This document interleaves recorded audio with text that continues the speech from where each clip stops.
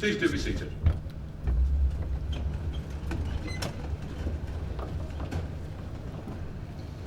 Before we begin, may I ask that if you have a mobile telephone, that you now please switch it off or switch it to silent so as not to disturb those around you.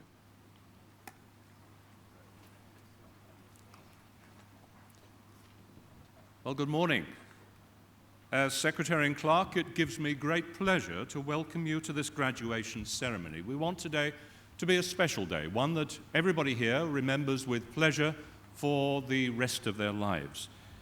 We shall be observing a degree of formality, but please, that should not stop applause or cheers of congratulation. Days like these do not come round often, so please do enjoy the ceremony. It is now time to begin our formal proceedings, and so I hereby declare the ceremony to be in session, and I call upon the Vice-Chancellor, Professor Michael Thorne, to address you. Vice-Chancellor.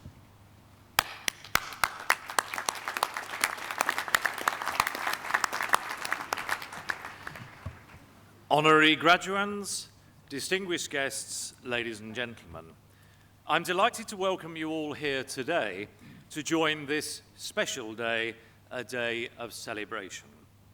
A day which is the culmination of a lot of hard work and personal sacrifice, not only on the part of those of you who will be crossing the stage, but also on the part of parents, partners, children, and friends.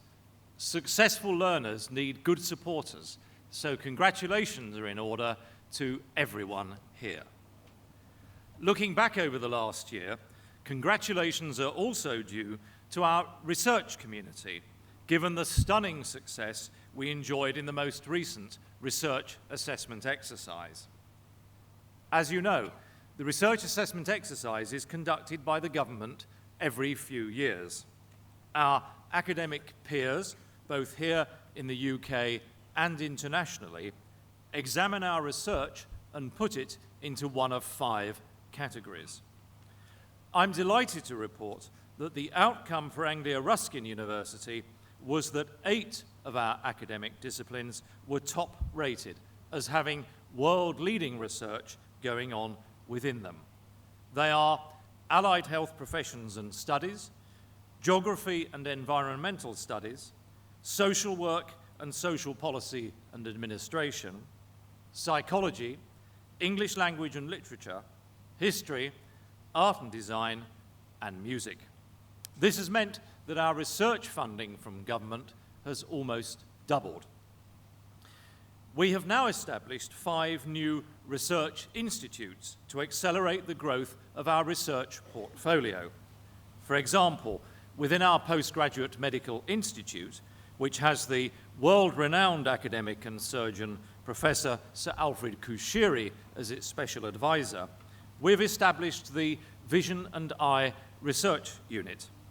It will build on our world-leading research, such as that for the World Health Organization's Global Burden of Diseases project, which is led by eye surgeons Professors Rupert Bourne and Roger Buckley, and optometrist Professor Shahina Pardhan. Each year, the world's most senior scientific society, the Royal Society, holds an exhibition in London which features their selection of that year's best science in Britain. We were there in July, thanks to our part in a joint project with a number of other universities and research institutes, which focuses on the aggressive harlequin ladybird, which is harming those ladybirds important to our gardens. This work attracted UK-wide publicity, and you may well have come across something about it in the press. Dr. Julio Descrivant, reader in creative music technology, was joint recipient with co-author Nick Collins of the American Musical Instrument Society's Nicholas Bessarabov Award. This prize is awarded every 2 years for the most distinguished book-length work in English, and was for their book, The Cambridge Guide to Electronic Music.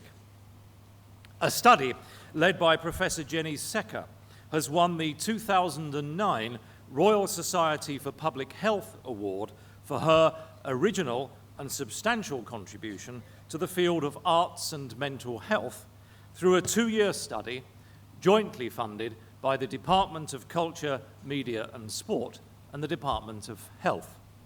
The team, led by Professor Secker, also included colleagues from the University of Central Lancashire. Our students have enjoyed great success as well. Samina Sabir, a PGCE Modern Languages student, has been elected as Vice Chair of the National Student Forum, where she and others represent the student voice to government from across the whole English higher education sector. Earlier this year, in a competition which features students from every UK university, our law students won the Law Society Client Interviewing Competition, thereby beating off the opposition from all other UK universities for the 3rd time in a row and a record 6th time overall. They competed in the international finals in April and were runners-up to joint winners Russia and the USA. The Lord Stafford Awards exist to recognise and encourage the development of collaborative relationships between businesses and universities, relationships which are now worth more than £8.5 million a year to us at Anglia Ruskin. We were delighted that the work of our Engineering Analysis, Simulation and Tribology research group, together with the company Air Pollution Products and Systems, was recognised by a Lord Stafford Award this year. The team is producing a novel means of controlling odour and dust in an environmentally friendly way. The Learning Needs Profiler, developed by our psychology department in conjunction with 2 schools, also won a Lord Stafford Award, as well as a Research Council's UK-sponsored Unico Award. Work has now begun on our £40 million Phase 1 Cambridge campus revamp, supported by a magnificent donation worth more than £6.7 million from our Chancellor, Lord Ashcroft. In addition to new premises in Cambridge for the Ashcroft International Business School, the donation will enable us to recruit a new breed of research leaders so as to realise our goal of creating a practice-based business school in which theory and successful business practice and practitioners go hand in hand. To that end, we shall be establishing a network of centres of international management practice across the world.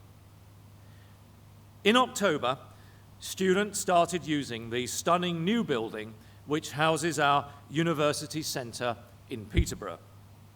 This has been created in partnership with Peterborough Regional College, thanks to funding of almost £10 million provided by the East of England Development Agency and the Higher Education Funding Council for England.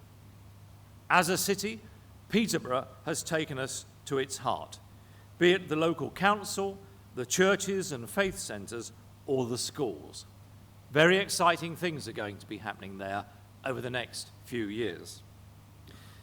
We're very proud that our new buildings are getting high ratings for their sensitivity to environmental issues. Better still, in the summer, we celebrated becoming one of only 5 universities to be awarded the ISO 14001 Kite Mark standard for environmental management. Work will shortly commence here in Chelmsford on a building for our postgraduate medical institute, and in Colchester on a research, development and training centre for minimally invasive, that is, keyhole surgery, in conjunction with world-leading surgeons at Colchester Hospital. As well as such partnerships across the UK, we also work in partnership internationally. Our largest overseas partnership is in Trinidad, where we educate almost 2,000 students a year. This is in addition to collaborative partnerships in China, France, Germany, Greece, Hungary, India, Malaysia, and Pakistan. Before I close, I should like to thank the members of the Board of Governors for their unstinting support and advice. But most importantly of all, I want to take this opportunity to offer my deepest thanks to the staff of Anglia Ruskin University, each of whom, directly or indirectly, has made an enormous contribution to your success. Everyone in this room owes them a huge debt of gratitude, and I think we should show our appreciation in the usual way.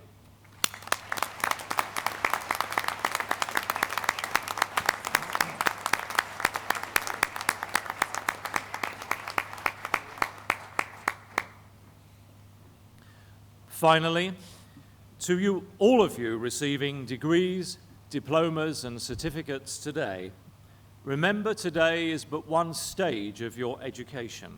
You have a lifetime of learning ahead of you. Build on your success, seize new opportunities, and broaden your horizons.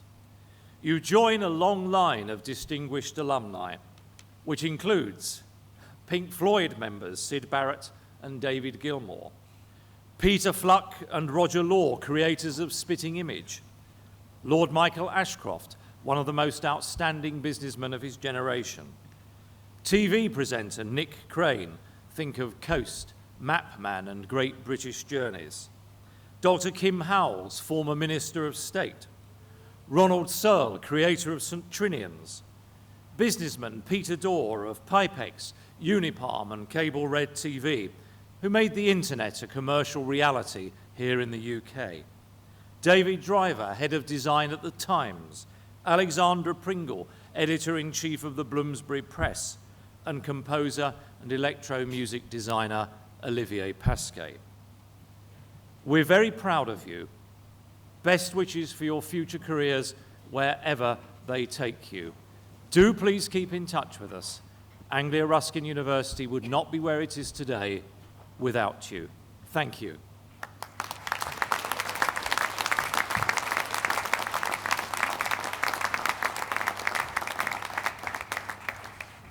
Thank you, Vice-Chancellor. Each year, Anglia Ruskin University makes a number of honorary awards to individuals outstanding in their field of endeavour, who, we hope, will serve as an inspiration to those of you crossing the platform here this morning. Their stunning achievements should motivate us all by reminding us that we should see our own success to date. But as a starting point, they pose the question, shouldn't we too aspire to success like theirs? I would now invite Pro-Vice-Chancellor, Professor Martin Reynolds, to read the citation for David Crowe.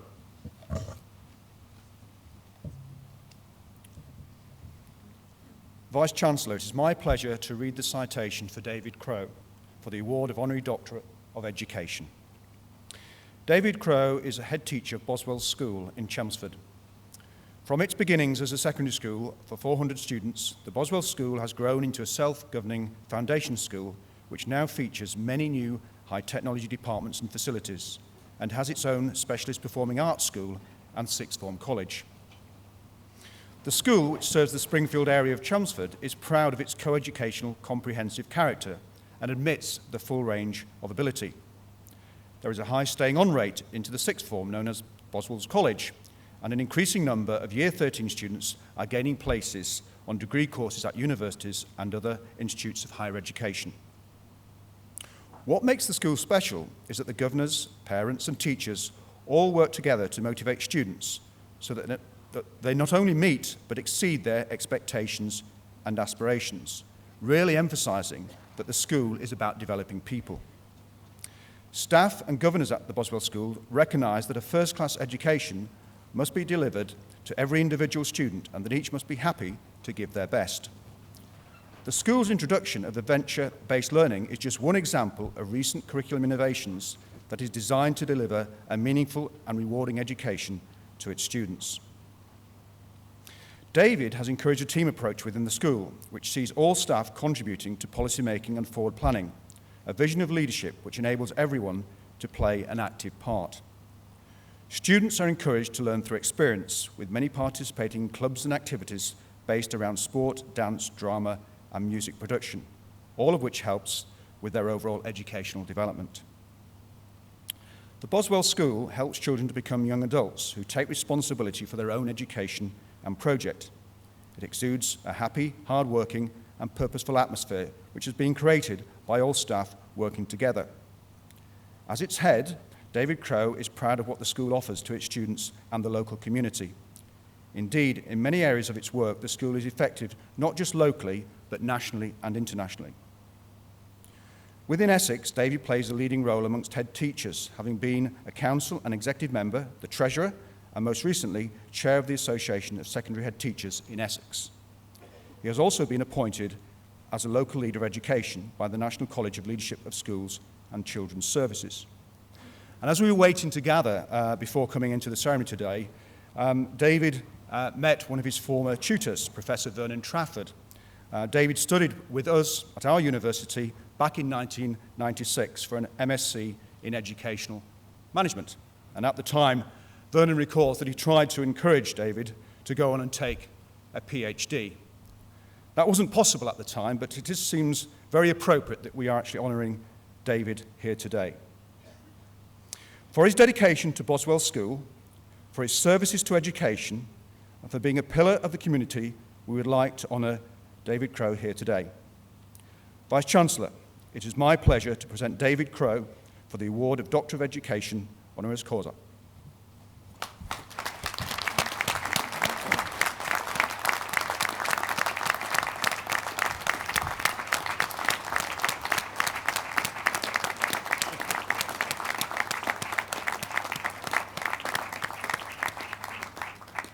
By my authority as Vice-Chancellor, I hereby confer on you, David Crowe, the degree of Doctor of Education, honoris causa. Many congratulations.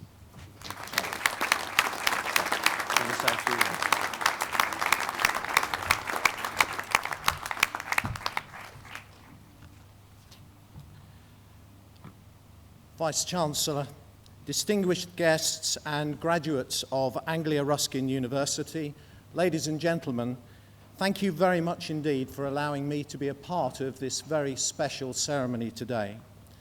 It is a very great pleasure to be here and to have the opportunity to speak in front of such an august audience. I have long cherished advice I was given many years ago, and it is this: when making a speech, be funny. And if you can't be funny, be brief. Now, since Lee Evans received an honorary doctorate here earlier this week, and I really do know when I've met my match, I think I may need to settle for being brief. Most importantly, on this very special day, may I heartily congratulate all those who graduate from Anglia Ruskin University.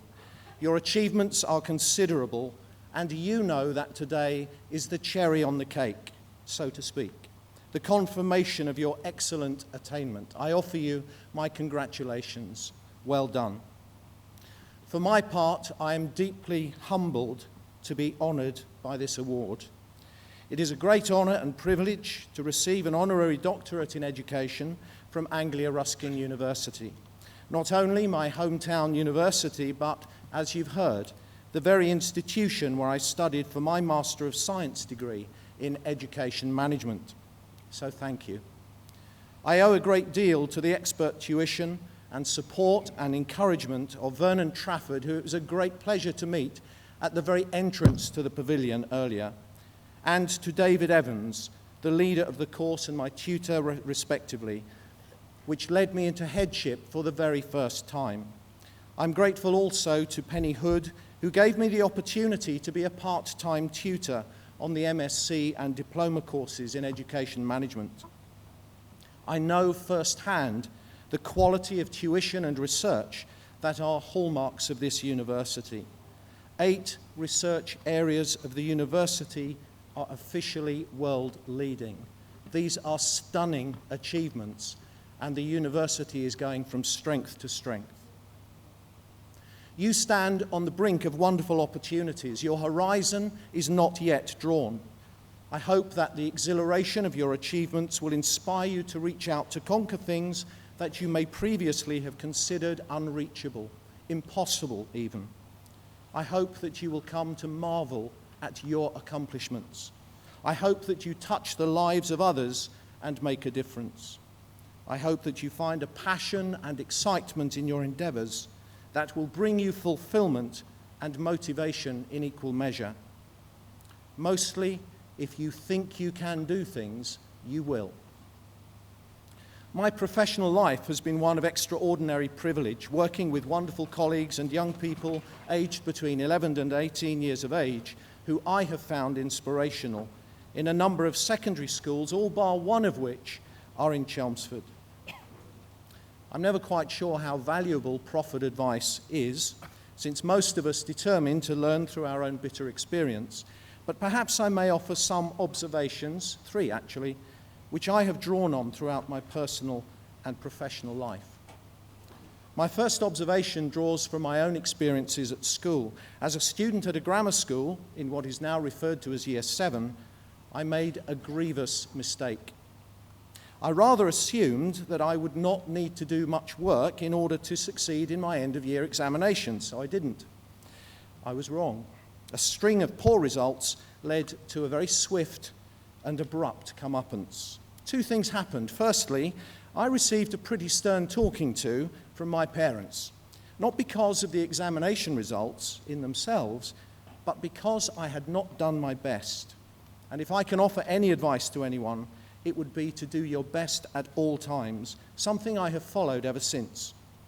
It doesn't guarantee results, by the way, but it does mean that you can hold your head high and know that you have given something your very best shot. I have seen people fail because they are afraid to give something their very best shot and find it's not good enough. And that is tragic. To commit absolutely to do your best, even if your best proves not to be good enough, is not failure in my eyes. Your commitment says something very powerful about you as a character, as a person. To put yourself on the line with no excuses, to persevere, to hang in there when things get tough. These are much underrated qualities. What is it that they say genius is? 99% perspiration, just 1% inspiration. Since I'm not a genius, by the way, I have to take that on good authority. And secondly, whilst those who achieved highest in the examinations went into the A form and studied Latin, and others went into the B form and studied German, the rest of us ne'er-do-wells, me included, were marched briskly right the way down to the other end of the alphabet and were dumped rather unceremoniously into mixed ability classes X and Y and Z. And what a message that is. Here we languished for the next 4 years until we took our O-levels, A and B on the one hand and X, Y, Z at the other end of the alphabet. And it has struck me ever since that it's always a very good idea to confound those who label you and would seek to limit what you achieve, and to do so with an implacable determination and a sense of purpose that is polite, persistent, but will not be denied. My second observation is also drawn from my experiences at school, so you can see why I had to become a teacher. Unfortunately, I was not very good at mathematics, and I'm being kind to myself in describing it thus. Aged 10, absolutely this is the case, that my report stated unequivocally that I subtracted in addition sums and I added up when the sum required that I subtract. I prize my mathematics O-level more than any other examination I have ever taken. But in my professional life, my determination, there's an irony here, I guess, is that 2 and 2 must equal 5. For me, education is about people. It is about ensuring that every child receives an education that enables them to engage in learning and achieve success. And for this to happen, those of us who work in schools must ensure that we work together and become far more than the sum of our parts, that we achieve synergy, that we make 2 and 2 equal 5, rather like, no, actually not at all like I did when I was at school. There is an equally strong case, of course, for attention to detail. 2 and 2 must equal 4, and I owe that qualification to my maths department at Boswell's, who suffer with great forbearance my insistence that 2 and 2 can indeed equal 5. And my final observation is this: find your inspiration. Find the framework that ensures that what you do is coherent and meaningful to you. For me, that inspiration, is my family. As a child, I had the great fortune to have a mother and father, Jean and Eric, who loved me and simply asked of me that I did my best. Not that I necessarily succeeded, as I've already said, but that I gave every endeavour my best shot. And as an adult, I'm inspired by the love of my wife Julie and my sons Andrew and Alexander.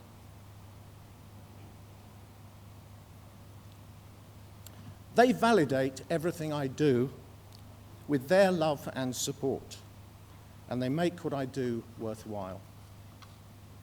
In conclusion, I guess my advice is fairly simple and basic, not rocket science at all.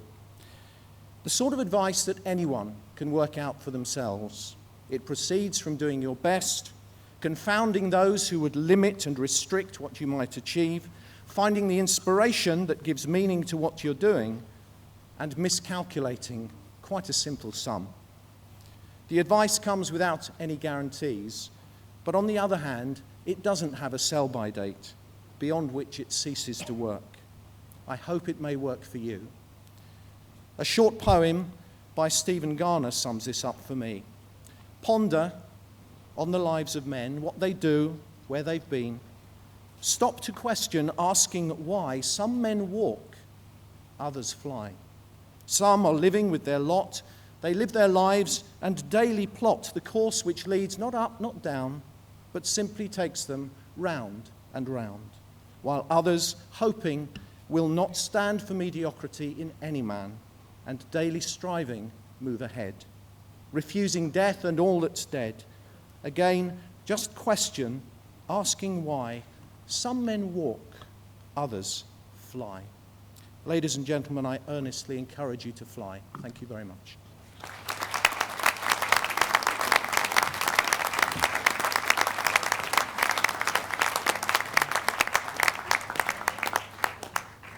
David, thank you.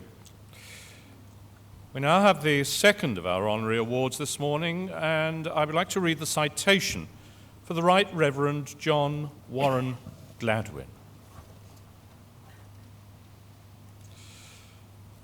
The Right Reverend John Gladwin has recently retired from his role as the 9th Bishop of Chelmsford after 6 years in the diocese, which is the second largest diocese in the Church of England. It covers the whole of Essex and 5 East London boroughs. He's a local lad. Born in 1942, he was educated first at Hertford Grammar School and then Churchill College, Cambridge, where he took his MA.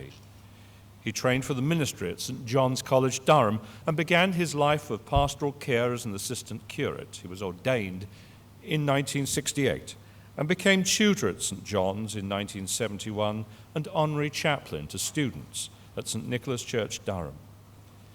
In 1982, he took up the post of secretary to the General Synod Board for Social Responsibility, and in 1984 became a prebendary at St Paul's Cathedral. From 1988, he was provost at Sheffield Cathedral and was also Anglican advisor at Yorkshire Television. Following this, he became a member of the General Synod, after which he was ordained as Bishop of Guildford.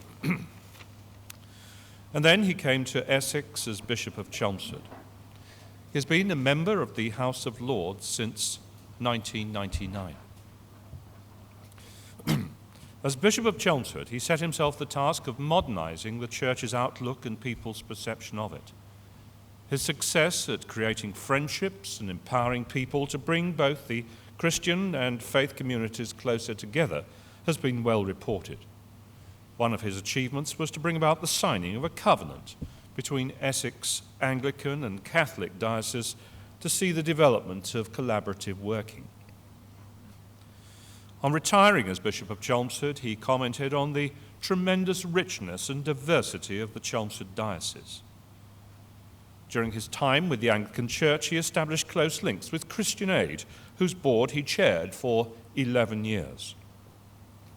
Christian Aid works in some of the world's poorest communities in more than 50 countries where the need is greatest, regardless of religion. And the charity helps build better lives. During his time with the charity, he saw poverty at first hand. He is well known for his humanity and has been a tireless campaigner in respect of third world poverty and the vulnerable nearer home.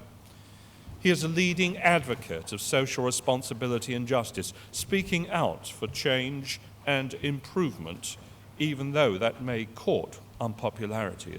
As part of this mission, he has taken on a wide range of social and political debates in order to strive for more positive and just outcomes. Since retiring as Bishop of Chelmsford, he has taken up the post of Chairman of Citizens Advice, where again he is using his unique skills to help provide vital support and services to people in need. For this important work in improving the lives of others, but particularly the poorest and most disadvantaged across the world, for making a difference to the people of this region through his ability to give confidence and encouragement, and for his ability to make things happen, we are delighted to honour him here today. Vice-Chancellor, it is my pleasure to present the Right Reverend John Gladwin for the award of Doctor of Theology, honoris causa.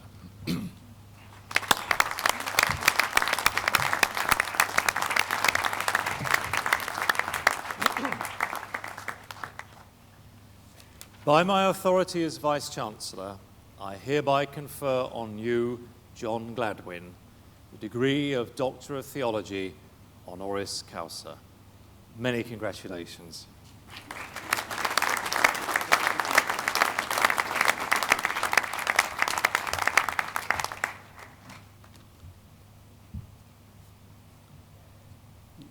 Vice-Chancellor, members of this distinguished university, it is a huge honour to be awarded this honorary Doctorate of Theology today, and I thank you for this generous and ill-deserved act. I bring with me today in my heart and mind my colleagues in the churches across this region, all of them, in the interfaith communities, and their membership, seeing many faces who day by day seek to serve this community with their voluntary service and endeavour. And I also bring with me in my heart's mind today the people across our world I've had the privilege of meeting and visiting, who in the face of poverty, injustice, oppression and exclusion nevertheless seek to preserve the dignity of human life and to fight for a better future. I receive this award, in my mind, on their behalf. In my nearly 6 years as Bishop of Chelmsford, it's been a particular delight to witness the growth and development of Anglia Ruskin University. Its contribution to the well-being of its own community and of the wider community expands all the time.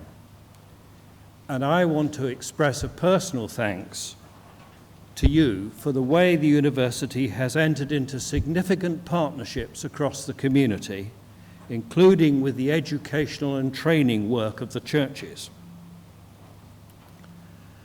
I could not help but reflect in this anniversary year in which we celebrate the work of Charles Darwin, and having been educated at the school where Alfred Wallace was educated, who many think discovered the theory of evolution first, that theology has sometimes been described as the queen of sciences. And I've been thinking about this throughout the media bombardment this last few months, suggesting that the theory of evolution has done for religious faith and experience. Well, it hasn't quite done for me yet.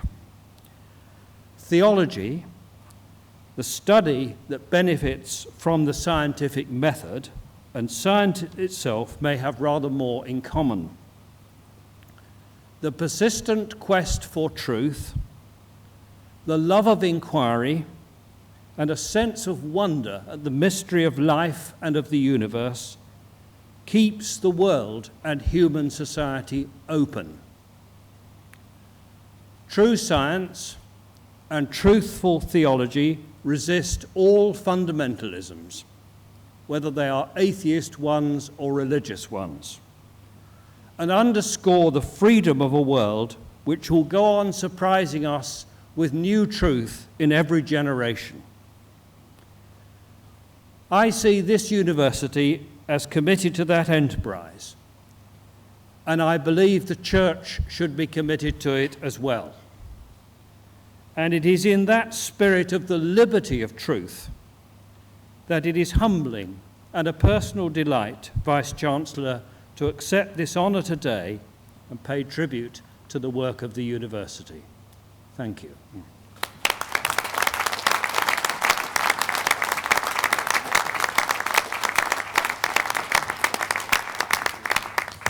Bishop John, thank you. We now come to the presentation of those receiving awards today to the Vice-Chancellor, and I call upon Deputy Vice-Chancellor Helen Valentine to read the names of those who will be presented from the Faculty of Education.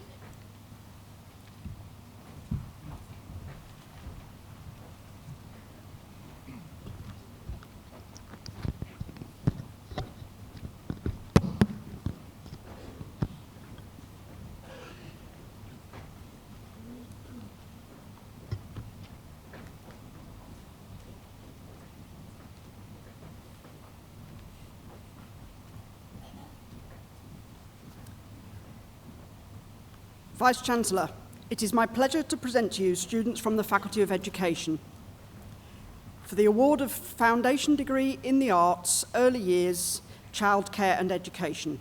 Virginia Baker.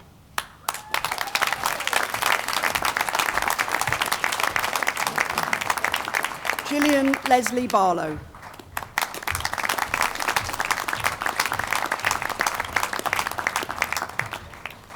Hilda Barnes.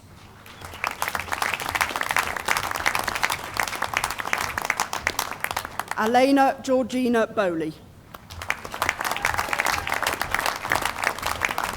Stephanie Collins. Sally Louise George. Jane Paula Gibbs. Samantha Emma Hunter.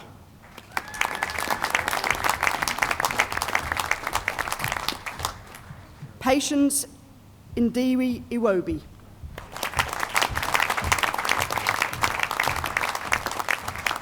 Elizabeth Mary Mays.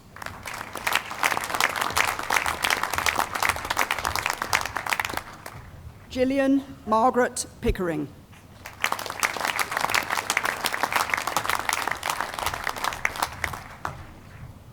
Susan Smart.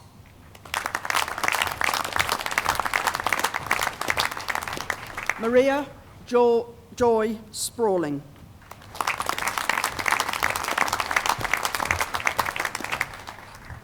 Leanne Katie Taylor.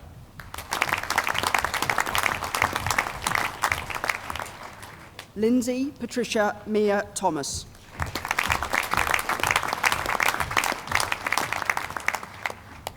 Layla Twin.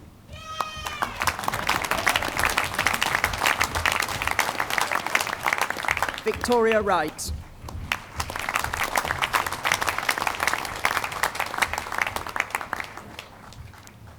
For the award of Bachelor of Arts Early Childhood Studies, Kerry Easton.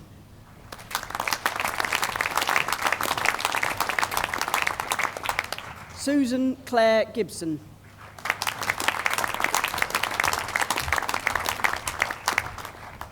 Megan Louise Pugh.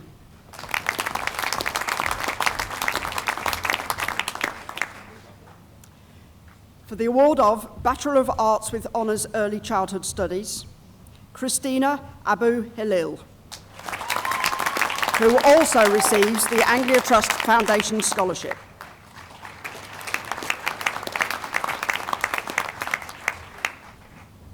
Elizabeth Adarun Mu, who also achieves the Anglia Trust Foundation Scholarship.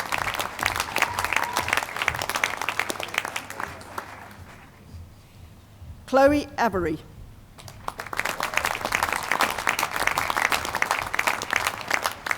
Jane Browse.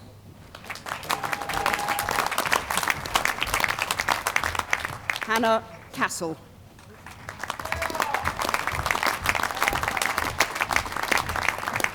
Natalie Louise Clover. Harriet Victoria Oliver Cook.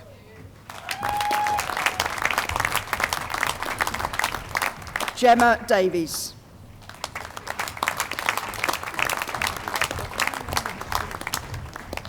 Kamal Kaur Dillon.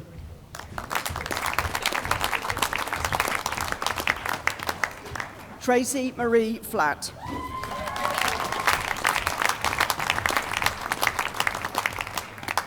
Tracy June Ford.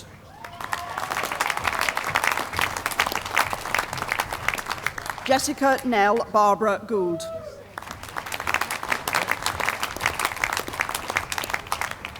Rachel Hart. Samantha Laura Hurley.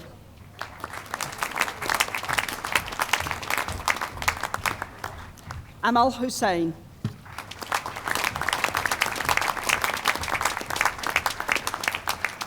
Jenna Victoria Lefebvre.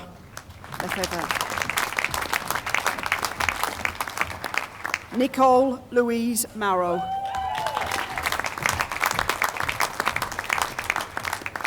Sophie Florence McCann.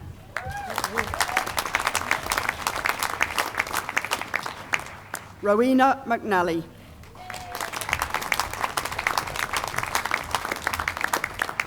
Alexander Mirecki. Sophie Louise Diane Muir. Kate Louise Scotchmer. Claire Smith. Amy Louise Spalding. Amy Louise Stowe.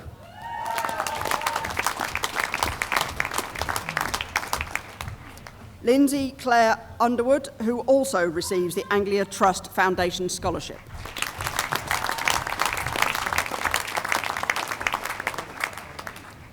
Francesca Louise Wallace. Jane Watling.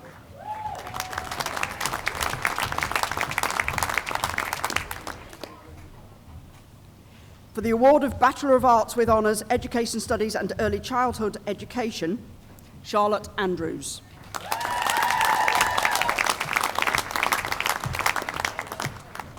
Kelly Antrobus. Sarah Ann Bates. Hayley Marie Boyle. Marnie Ann Cable.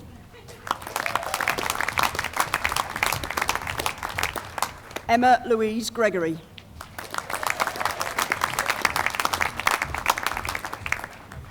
Katie Louise Herbert. Samantha Hubbard.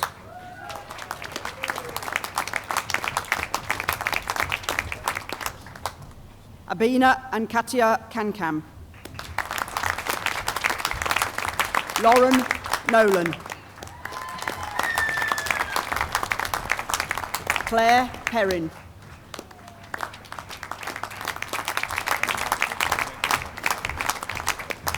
Samantha Leanne Sanders.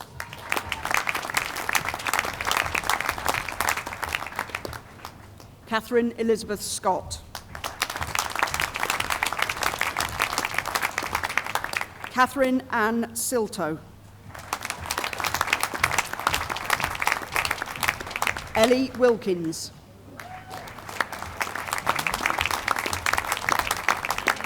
Katie Louise Wise.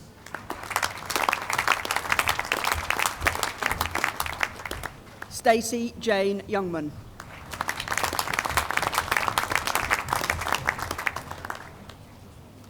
For the award of Bachelor of Arts, General Education and Childhood Studies, Melanie Francis Allison.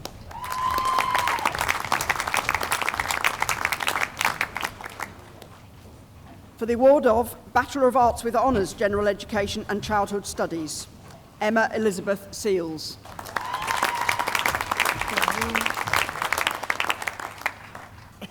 For the award of Diploma of Higher Education, Learning Technology Research, Zanelli Woods.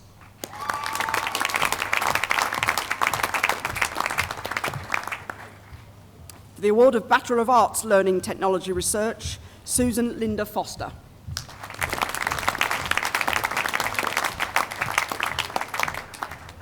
For the award of Bachelor of Arts with Honours, Learning Technology Research, Jay Avent. Alison Beaumont. Dawn Lorraine Bracken. Joan Leslie Canham.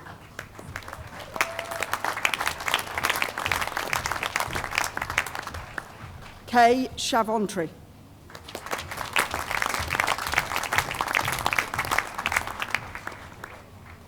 Alison Clark.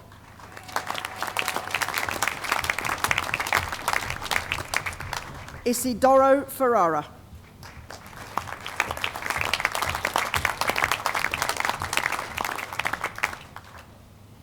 Gina Ferrari.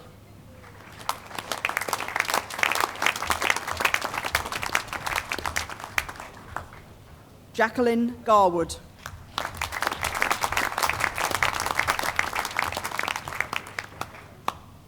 Daniel Duncan Clive Goldsmith.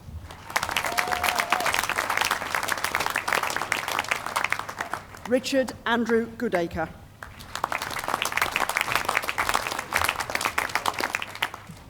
Lisa Ann Goodwin. Carolyn Hall.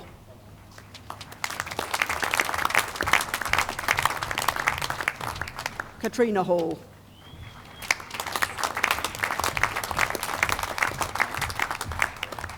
Hilary Claire Hills. Janet K. Kerr.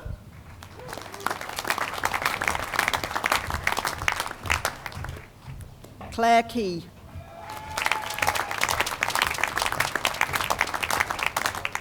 Lucinda Long.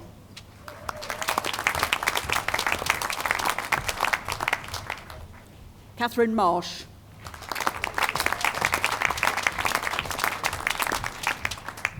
James Peter Masters.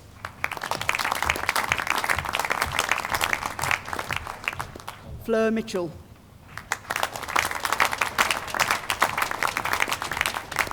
Nicola Merton.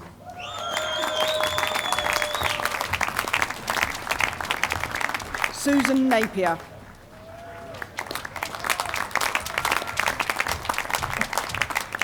Trudy Olding.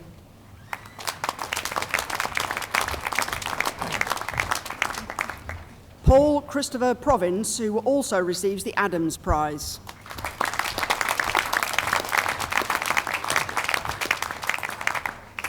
Susan Maureen Robinson. Jane Linda Snedden. Anne Taylor.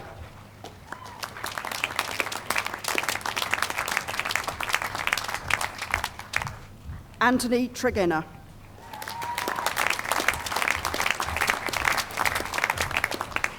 Nicola Marie Vickery. Christine Marie Webb. Susan Webb.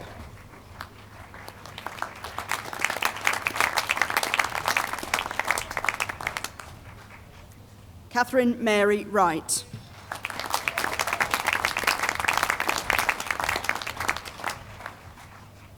Oliver Nigel Wiley.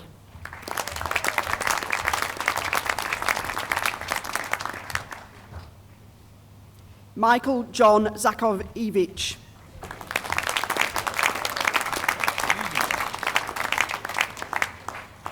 For the award of Postgraduate Certificate Early Years Professional Status, Danielle Faith Minahan.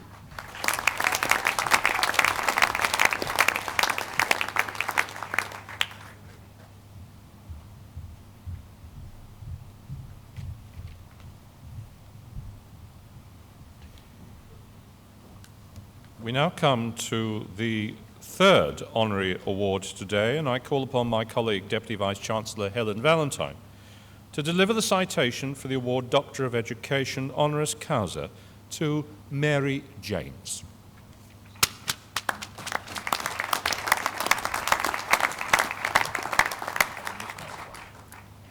Vice-Chancellor, it is my pleasure to present to you Mary James for the award of Honorary Doctor of Education.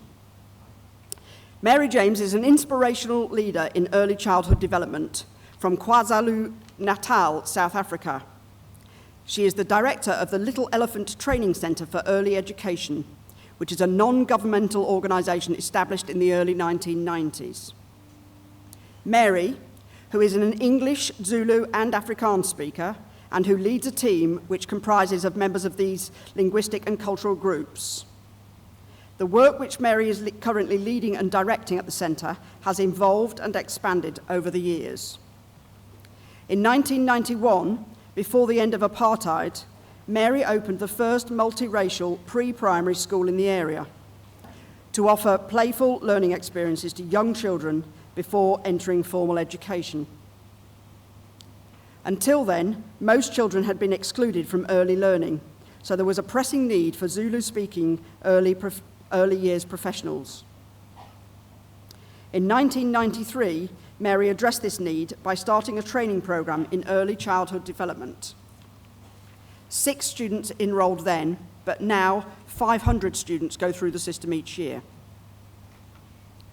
After the introduction of this training, it became evident that the vast majority of children in rural communities still had no opportunities for early childhood development provision.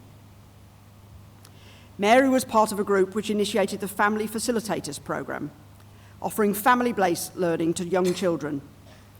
Today, there are 40 family facilitators who serve 10 families each in 3 different community programmes. Since its inception, the Family Facilities Programme has evolved. Its remit has extended, and its focus is on community support as well as childhood development and learning. The family facilitators provide emotional support to parents and carers and encourage birth registrations and raise awareness and support applications for social welfare entitlements. The majority of children are cared for by grandparents, and the programme provides some respite from these caring responsibilities for elder members of the community. The Early Childhood Development Training and the Family-Based Learning Programme is now well established, and it is estimated to touch the lives of approximately 15,000 children and 2,000 adults each year. The family-focused, community-orientated early years provision, advocated today in the field of early education, was conceived and implemented in a part of the world where resources remain scarce, but empathy, passion, commitment, and inspirational leadership were and are abundant. In 2008, UNICEF discovered the Little Elephant Training Centre's family-based learning approach, and after careful evaluation, pronounced it a model of excellence for replication in other areas. Mary James's work has been very instructive for members of the Anglia Ruskin University Early Childhood Research Group. It has extended their appreciation of the interface of the work of early years professionals with families across the world. Vice-Chancellor, in recognition of her inspirational leadership, reaching out to tribal communities of KwaZulu-Natal, it is my pleasure to present Mary James for the award of Doctor of Education honoris causa.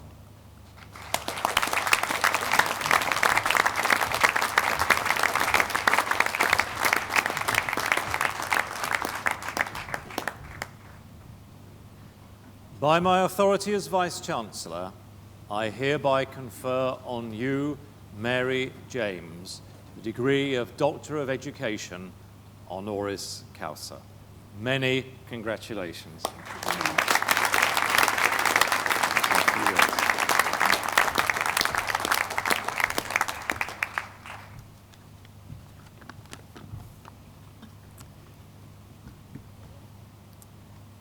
Vice-Chancellor, members of the faculty, graduates, ladies and gentlemen, I'm extremely honoured to be here today, to be a part of this wonderful occasion, and to share the success of all those who have graduated. I am overwhelmed by the award I have received. I accept it with great humility and much appreciation. In their absence, I'd like to share it with my family. I could never have coped without their love and support.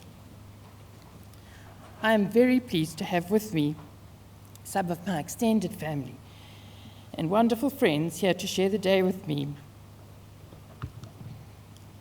I'm especially proud of the recognition given to the work done by Let's See.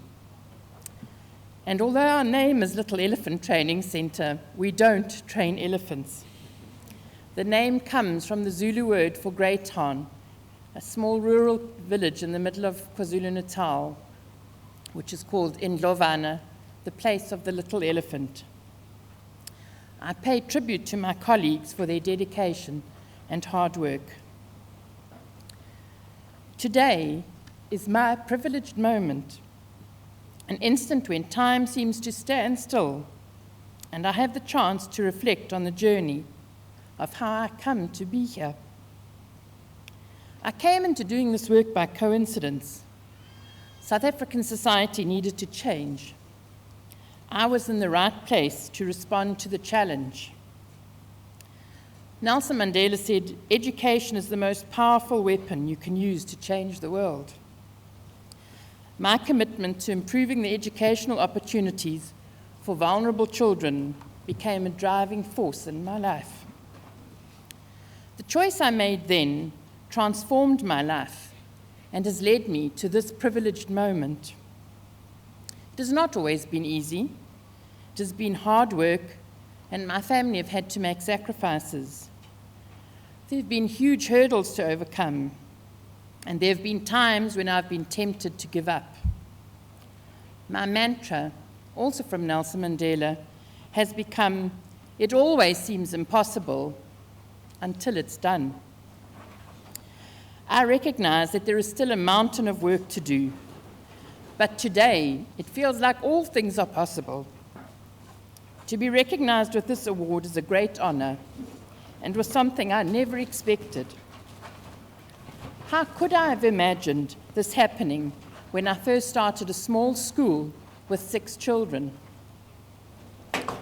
To those of you graduating today, this is also your privileged moment. You have worked hard. Your families have made sacrifices. You deserve the recognition and honor. Celebrate your success. As Dr. Seuss says, today is your day. Your mountain is waiting. You are at the beginning of a new journey, which may bring triumphs and tragedies, but will also have opportunities and coincidences along the way. Grab them. Who knows what privileged moments await you? Thank you.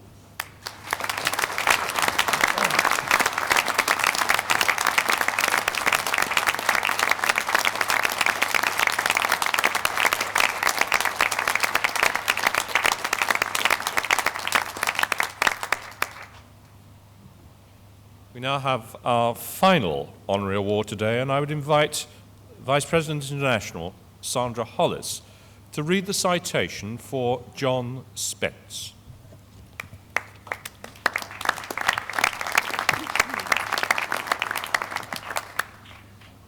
Vice-Chancellor, it is my great pleasure to present to you John Spence, OBE, for the award of Honorary Doctor of Education. John Spence is Deputy Lieutenant of Essex. As well as being a pillar of the community, he is a church commissioner, lay canon, and a champion for corporate responsibility and for the disabled. Born in Edinburgh, John was a true scholar. His education spanned George Watson's College, Edinburgh, Trinity College Dublin, and Harvard Business School. His business school training prepared him for a top-flight career in management and leadership within the banking sector. He joined Lloyds TSB and excelled in every area of business during a career that spanned 32 years, from 1973 to 2005. Senior appointments he held during that time included Managing Director of Business Banking and Chief Executive of Lloyds TSB Scotland.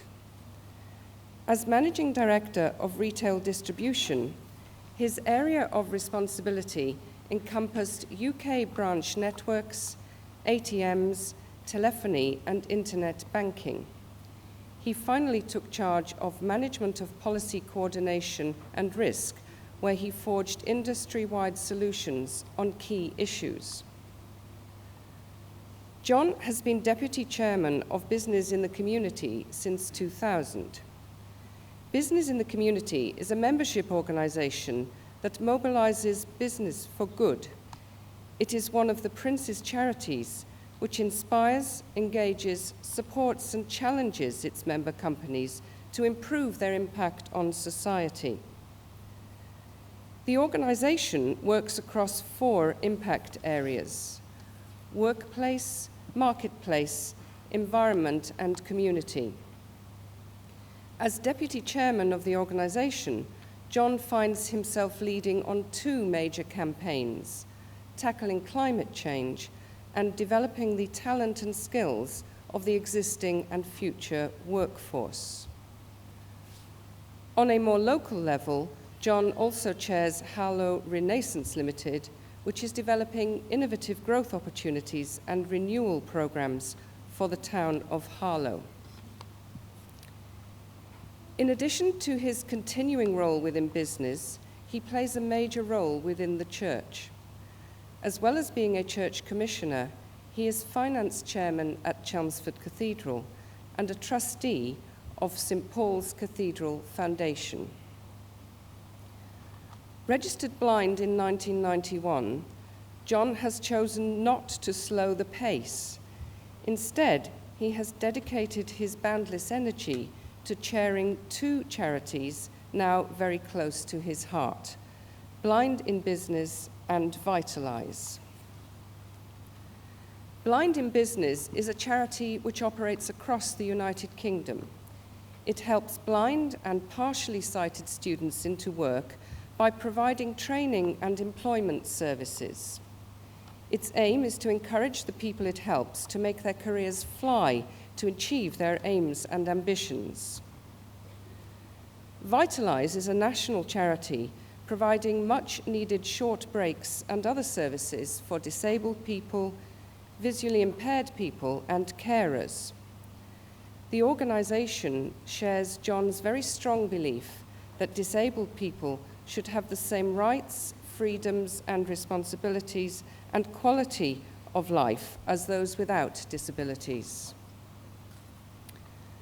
The list of John's services to the voluntary sector is almost unending.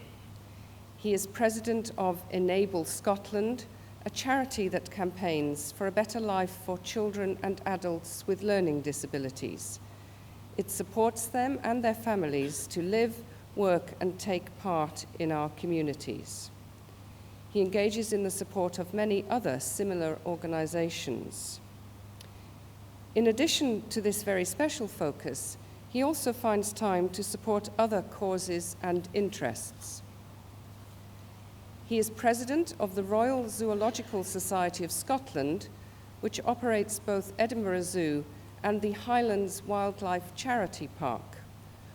One of Scotland's foremost conservation and research charities, it combines providing continuing care to animals with reaching out to schools and organisations throughout Scotland and implementing vital conservation projects across 3 continents of the world. You may be surprised to hear that John does also have some spare time, and he has confided in me that he is a great cook and lists motorcycling amongst his many interests.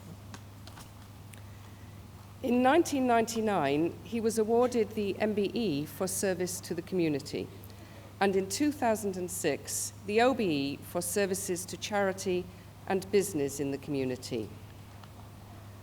For his unflagging services to business, the church, and the community, Vice-Chancellor, it is my pleasure to present John Spence, OBE, for the award of Doctor of Education, honoris causa.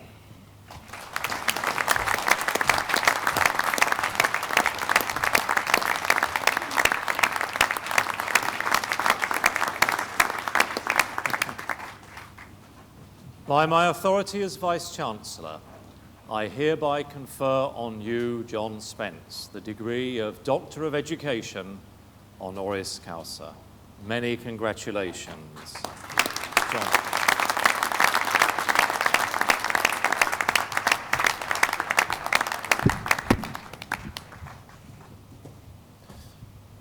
Vice-Chancellor, members of the university, graduates, ladies and gentlemen, well, this is all very well, but it is causing me some difficulty. My loving, generous, awe-inspiring and rather bossy wife has been a teacher throughout her career, and one of my daughters has chosen to become a teacher in Brixton. They both reckon they know rather more about education than I do. While my daughter-in-law took 7 years to gain her doctorate and reckons she knows what it's like to be a real doctor. Nevertheless, I am delighted to receive this award and thrilled for every one of you as you celebrate your achievement today. And living in an education household does have its advantages. It enables me to see at first hand the great gifts which you possess and which I urge you to offer with open hearts. Gifts of patience and perseverance, coaching, guidance and encouragement, interpretation and communication, quite apart from the core knowledge of your subjects. And I urge you to give those gifts with open hearts, because you have the power to unlock souls and open minds. As Deputy Chairman of Business in the Community, I have visited many of the most deprived communities in this country. and a state where 50% of boys aged over 8 have a drug dependency, and a state where girls deliberately get pregnant in order to get themselves flats on their own. City centre schools where 40 or 50% of pupils come from households where no one has worked on a long-term basis. And I've seen that education has that great ability to unlock the mind and to take the person forward. The creation of warm and caring places to which people want to come, people of all ages, not just to learn, but to gain that understanding that being part of a community with rules and discipline is of benefit to oneself, one's community, and to society as a whole. You are the ones who can help answer the challenges of low achievement, low aspiration, and social immobility. Well, it's a bit over 20 years since I was told I was going blind, and just almost exactly 20 years since I could no longer see print on the page. At one level, I can now just see light and dark, but I'm sure you all look great. And at one level, it's really not a great problem. It's got its advantages. My wife and I never have an argument about who's going to drive home after a party. And I'd like to reassure you that my motorcycling is done in the pillion position. And it does enable me to offer a couple of insights. Firstly, as you and your careers deal with people with disabilities, I urge you to look at them with open eyes, to look at them for what they are and not for the label that is on them. Don't be like the old boss of mine, who, when I went blind, assumed that as I could no longer see, I could no longer manage. It was a great delight to prove him wrong and see him take early retirement. Whatever one's disability, it does not change the inner sense of what one is, and the abilities that somebody may have had are just the same as they were before. Look beyond the label and understand the capabilities and capacities and skills that each person has to offer, that you alone can bring out and help them to achieve the most in their lives. And my second thought is to those of you who may have a disability now, and those who inevitably will gain a disability in years to come. When it happens, do not lose your confidence. Do not lose your aspiration. Retain your sense of worth and the understanding of just how good you are. 50% of people who go blind lose their jobs within the first 12 months. And while that may partly be due to employers judging them by the label, it is sometimes because they simply give up the fight. But you have been given the gift of running the race of life while jumping an extra hurdle. And had I not lost my eyesight, I would never have understood the true milk of human kindness. I would never have been motivated to learn new skills and ways of working. I would never have been able to turn that disability to my advantage, to open doors and take me into new places, new experiences, which have been both thrilling and stimulating. Open hearts to open minds, with open eyes that open doors. Just some thoughts as you open the next chapter of your exciting lives. May that chapter bring you everything that you wish for yourselves, and may God bless every one of you.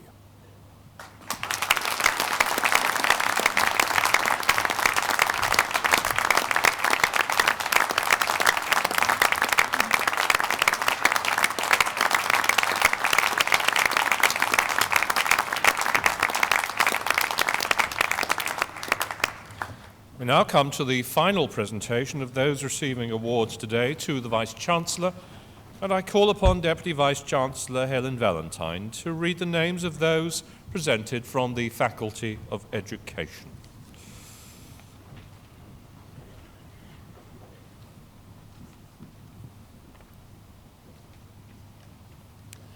Vice-Chancellor, it is my pleasure to continue the presentation of students from the Faculty of Education.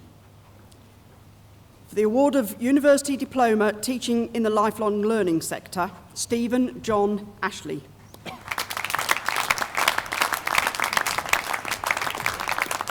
Graham Michael Robert Baker.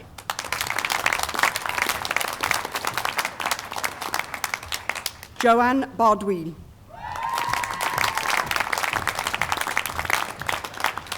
Deborah Joy Basham.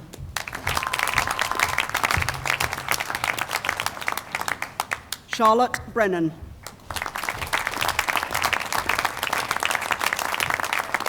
Cherie Brightwell.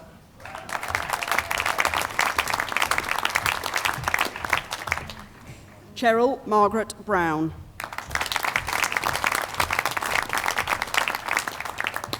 Neil Robert Coates. Jodie Elizabeth Glover. Helen Jane Green. Rebecca Harris.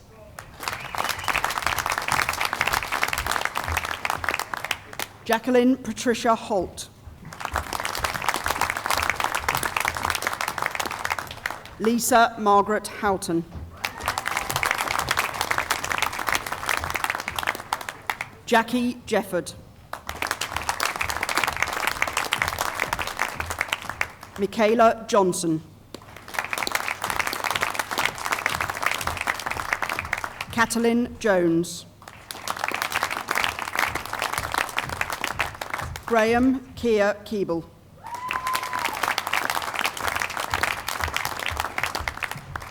Eliana Valdez Lopez Keeling. Janice Ann Metcalf. Michael Paul Plum.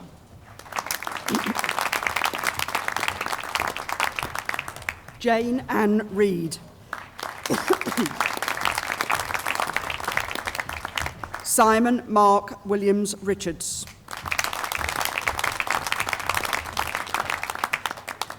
Lisa Samwell.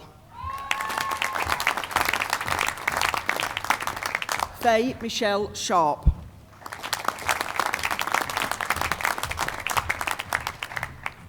Andrea Slade. Robert John Smith. Peter James Stone. David Robert Walling.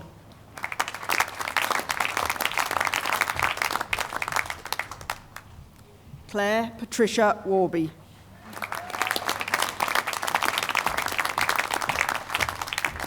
Tony Ward.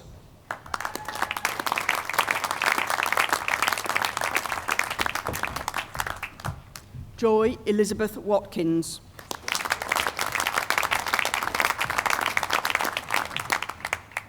Chloe Rosetta West.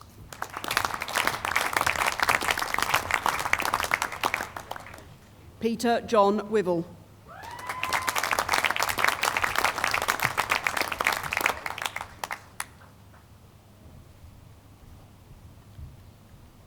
For the award of Certificate of Education Post-Compulsory Education, Alison Aspinall.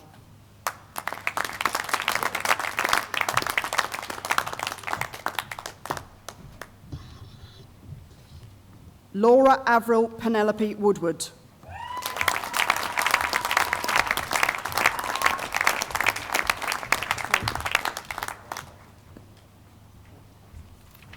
For the award of Professional Graduate Certificate in Education Post-Compulsory Education, Joanna Sarah Rowe.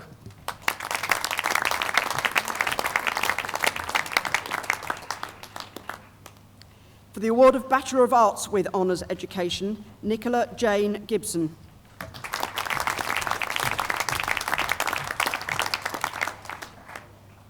Jacqueline Karen Lawton.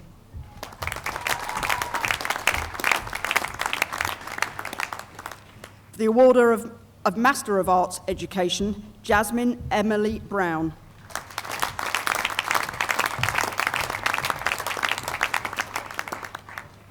Paul Tabrett Norris.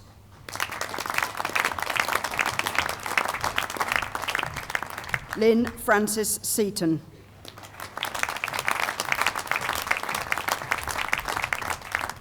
Gareth Stewart.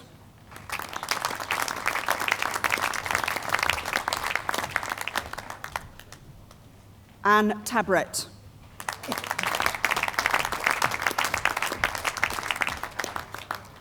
For the award of Postgraduate Certificate Learning and Teaching Health and Social Care, Olivia Natalie Hansen.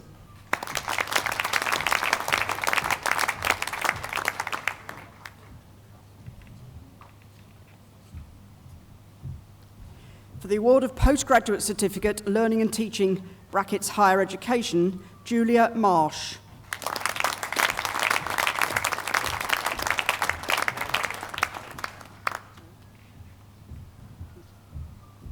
Not here.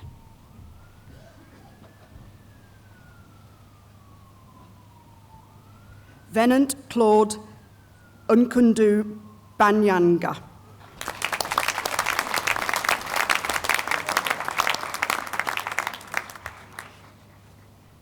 For the award of Master of Arts, Learning and Teaching, Higher Education, Mark Caton Warnes.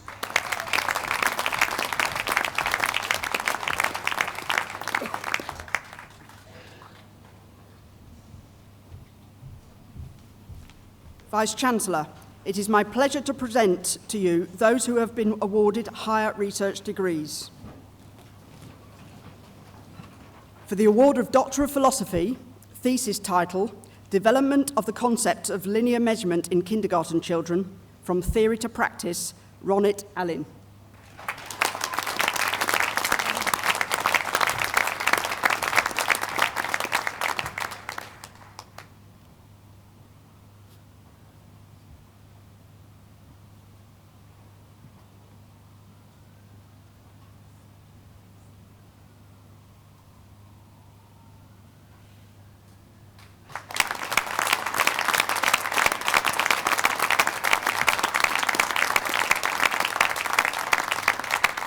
For the award of Doctor of Philosophy, thesis title, Learning Strategies of EFL Junior High School Students Receiving Systematic Teaching of Dictionary Skills, Aviva Blakarovic.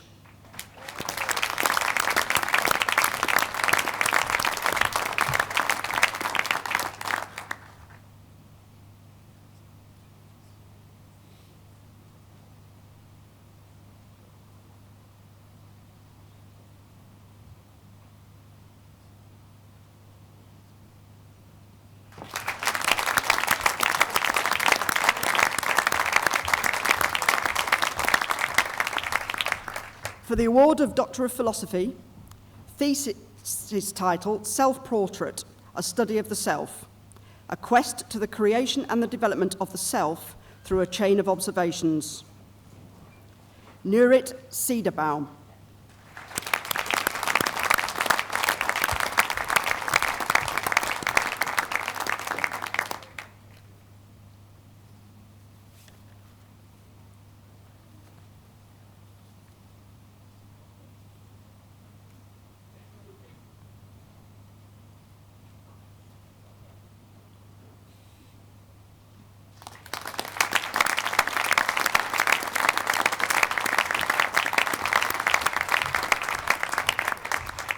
For the award of Doctor of Philosophy, thesis title, The Use of Stories as a Means to Study Motivation to Learn Mathematics in 5th Year of the Primary School, Yafa Guinnessar.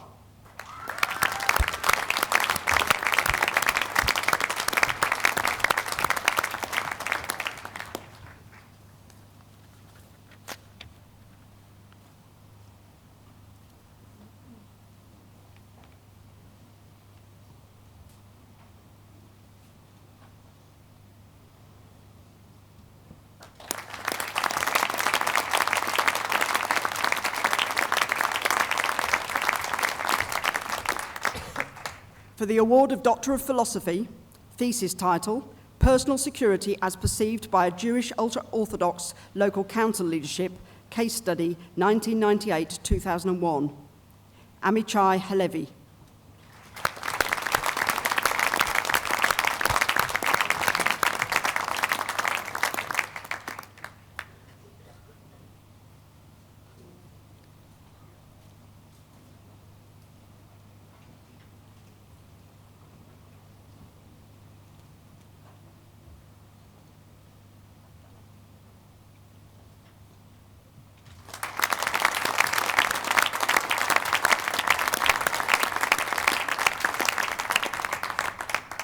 For the award of Doctor of Philosophy, thesis title, To Share or Not to Share, the preconditions for creating partnerships between industry and academia in Israel.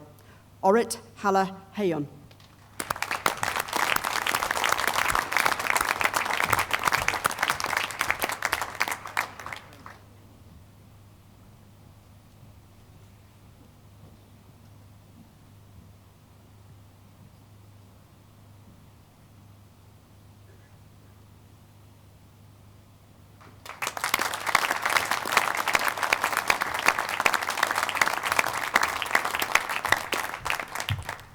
For the award of Doctor of Philosophy, thesis title, Developing the Ability of Visual Spatial Perception Through Drawing the Human Figure, Mickey Kufler-Yer.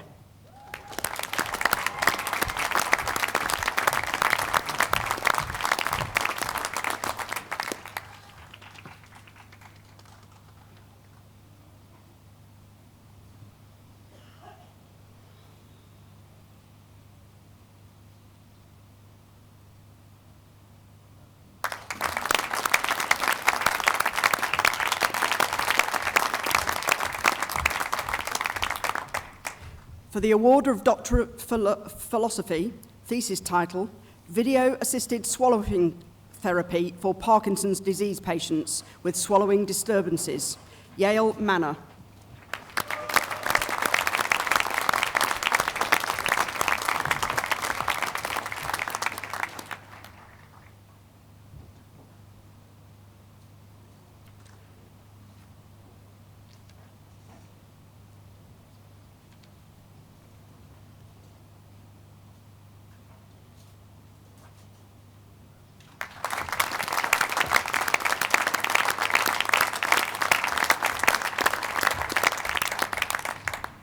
For the award of Doctor of Philosophy, thesis title, The Whole Story, the exploration of an evaluation tool integrating the covert story reflected in the tree metaphor with the overt verbal life story and the verification, Dalia Mier.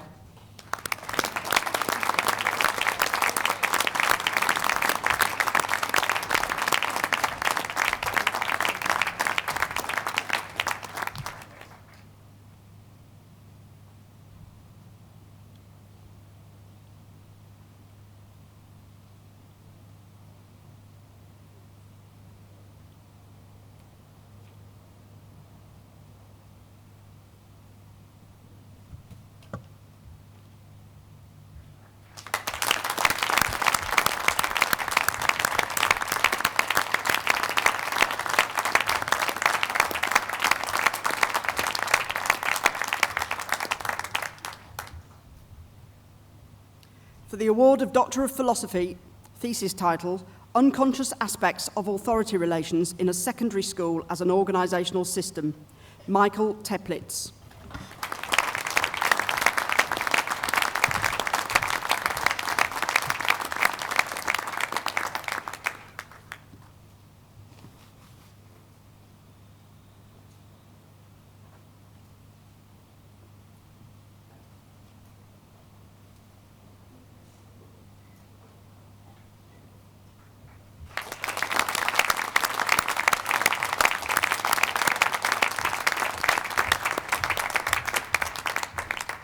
Vice-Chancellor, that completes the lists of students for me to present to you today.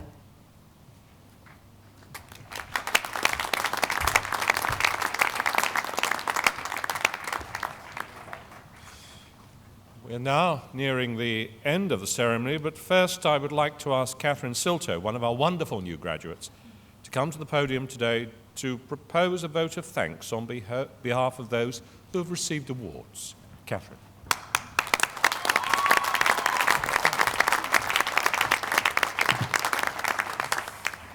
Hello everyone.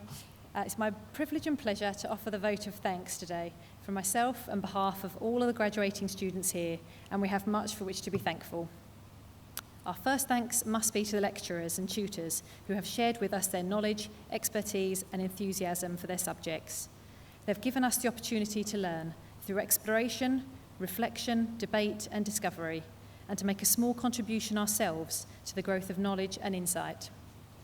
We also owe thanks to the hundreds of writers, researchers, theorists and practitioners whose work we have drawn on in books, articles, and in the media. Behind the scenes at Anglia Ruskin, but vital to it, are the ancillary staff, the people in admin, the library, those in the refectories, the technicians, our security staff. Thank you for your essential but often hidden work on our behalf. Today, most of all, I'd like to thank our guests, members of our families, friends and colleagues. Thank you for putting aside this morning to be with us as we celebrate our success. That is very important to us. Much more important, however, is the support and encouragement you have given us during our years of study, for all the sacrifices that you have had to make for us, for listening to our perhaps endless tales of assignments, projects, tests and examinations, our hopes of successes and fears of failure. Thank you for all the extras that have fallen on your shoulders in order to free us up to study. This day is yours to celebrate as well as ours.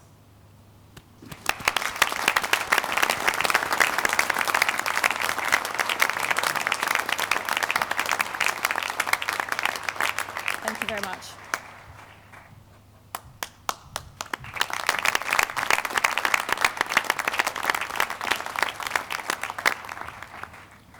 Catherine, well done.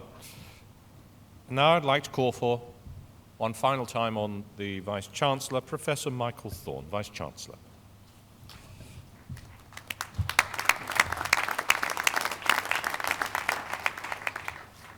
And now will all those who have been presented to me here today and have crossed the stage please now stand.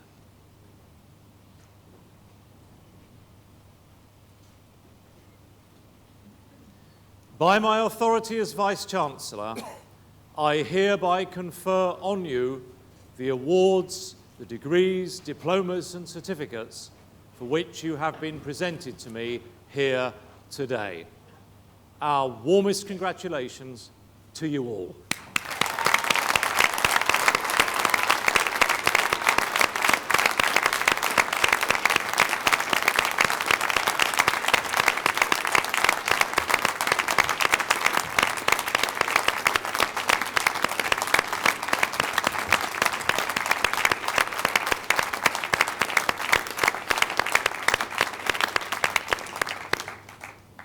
Ladies and gentlemen, that brings us to the end of the ceremony, and I declare the proceedings closed.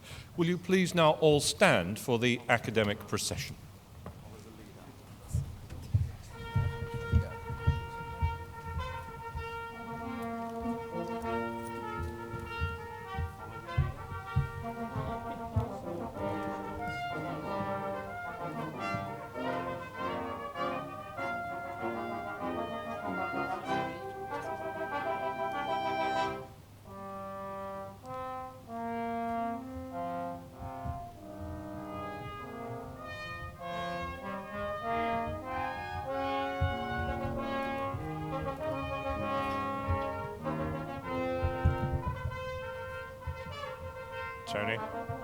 Tony?